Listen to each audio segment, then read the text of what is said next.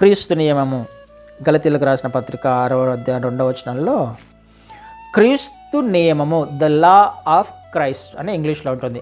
ఆయన ఒక లాను తీసుకొని వచ్చాడు, ఒక ధర్మాన్ని లేకపోతే ఒక కాన్స్టిట్యూషన్ని తీసుకొని వచ్చాడు. ఆ కాన్స్టిట్యూషన్ మనకు అర్థం కావాలి కదా. ఇప్పుడు భారత రాజ్యాంగం మనకు అర్థమైతే ఏ ఏ రూల్స్ అండ్ రెగ్యులేషన్స్ ఉన్నాయో అవి అర్థమవుతే దాని ప్రకారం జీవించే ప్రయత్నం చేస్తాము. ఎగ్జాక్ట్గా ద లా ఆఫ్ క్రైస్ట్, క్రీస్తు నియమము మనకు అర్థం కావాలి, దేవుని నియమము కూడా మనకు అర్థం కావాలి, ఆయన సార్వభౌమాధికారం మనకు అర్థం కావాలి. అది మనం ఎక్కడ చూస్తాము?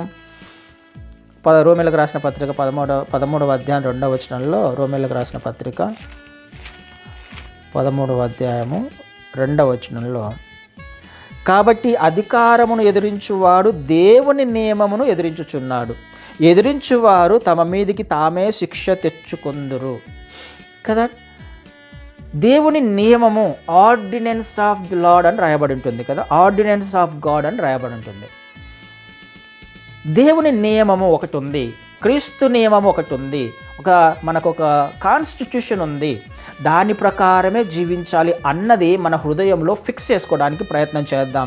ఈ సంవత్సరం ముద్రించుకుందాం కదండి. వెంటనే గుర్తుకు రావాలి మనము మన ఆత్మీయ జీవితము ఒక అధికారం కింద మనం జీవిస్తున్నాం, ఒక నియమము కింద జీవిస్తున్నాం. ఆ నియమము ప్రకారమే బ్రతకాలి, జీవించాలి.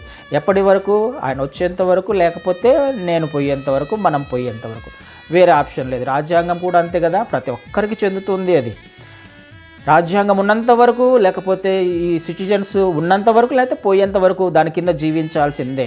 మనం కూడా అలాగే చేయాలి, వేరే ఆప్షన్ ఖచ్చితంగా లేదు. ఇది మొదటగా ఒకటి జ్ఞాపకం చేసుకుందాం. దేవుని నియమము కింద నువ్వు, నేను, మనము పనిచేస్తున్నాము.